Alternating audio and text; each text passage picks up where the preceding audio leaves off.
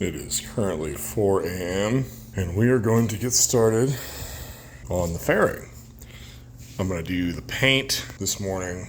That way I can give it a few days to cure. While that's drying, I'm going to do the bracket, get the headlight installed, get this mostly ready to go so that the fairing should just be able to bolt right on. Get this puppy moving by this weekend.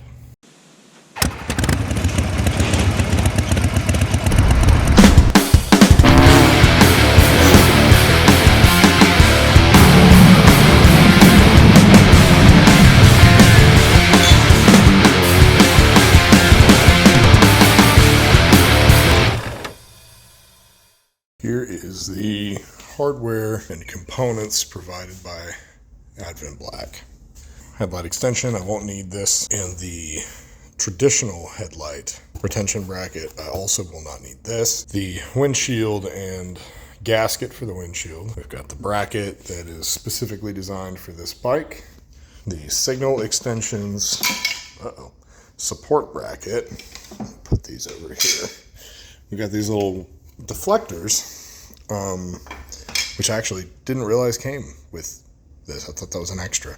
So those will go downstairs for paint. Unmarked bag of hardware that came with the bracket. Different sets of bolts for the inner fairing to be used with a different bracket. So that's kind of cool that they provide that. This being unmarked is a little annoying. I will be using a Gorilla cables that I got from Cruisey to do my Baja Designs LP6.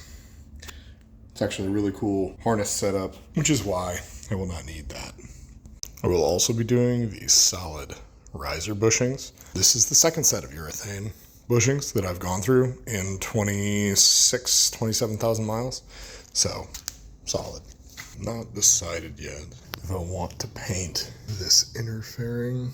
Maybe just do this portion. It looks like these cutouts. That's for the Rockford Fosgate. That's where your stereo goes, and I do plan on doing that.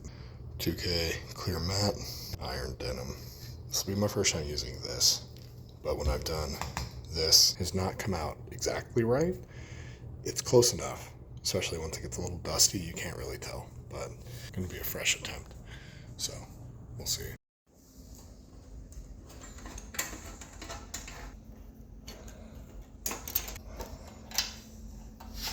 Getting this headlight off now.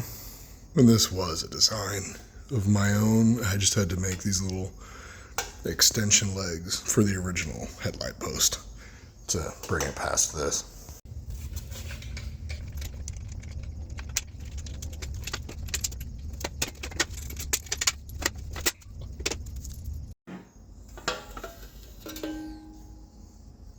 Looks as though I need to take this apart. I already took the metal brace out so that I can slip this through. I think this top piece clamps over the top of the frame, and then this attaches down on the tank. Here is the fused wiring harness for my Baja Designs light that should reach all the way up under the tank. Let there be light. Brights, everything works. So this wiring harness comes through here. I ran it up under the tank, and I'll police that eventually. Gorilla cables harness from Cruisey Originals. It was the last one. It's actually for a Dyna. The harness side plug is the same on this Softail. A slight issue, well, this whole bracket had to come apart to go on because it has to go over the top of the frame there, like I was saying. My stock tank bolt is not long enough to go all the way through. So I thought maybe this was the tank bolt. The diameter is too small and it's also not long enough.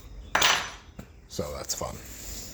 This is mostly installed. I need to put this pinch bolt up here at the top, and I need to get a longer tank bolt. I'll just run to the hardware store after work today, get that squared away. I don't know why I thought this would be less of a pain in the... Yeah, I don't know why I thought that. Woo-wee, I'm good.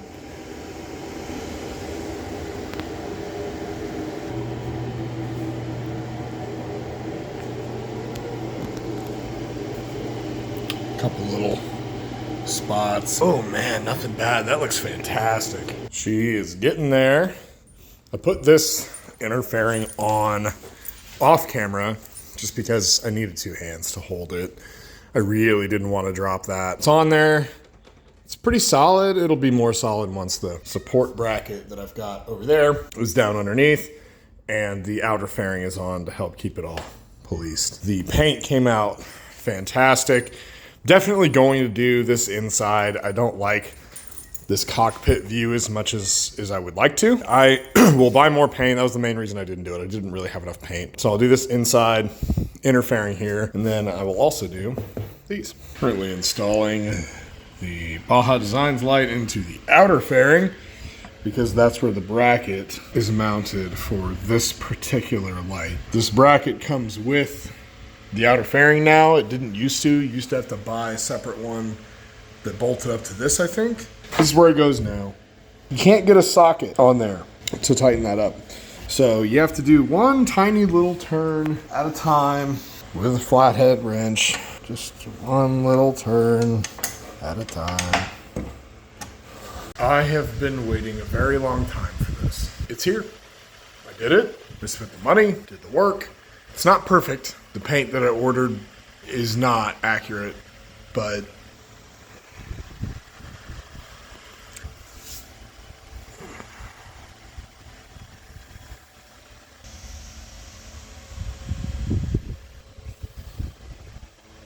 ultimately, the putting together of the Advanblack ST fairing was relatively easy. I have done harder. The parts were a little non-cohesive. The lack of labeling made some things a little more difficult than they needed to be. I think that they could have more paint options, even though their paint options are quite extensive. They are still missing a few, which makes it a little bit of an annoying purchase when having to paint match oneself, especially when it doesn't come out correctly quite like mine did. I've tried multiple different fairing setups on multiple different motorcycles. This particular bike, I have tried a Memphis Shades Batwing. I did not like the buffeting. I did not like the fit. I did not like the look. It changed the bike a little too much away from what I wanted originally. In the end, I do believe it was very worth it. So far, I've ridden a couple 100 miles. Very much looking forward to taking this motorcycle to Mount Rushmore, Yellowstone National Park on the next 2 Port to Tour series. So please stay tuned for that. Huge thank you to Advanblack. Huge thank you to Carisi Originals. Thank you guys so much for watching. Please like, subscribe, comment, and stay tuned for more content coming to you in the near future. Ride safe.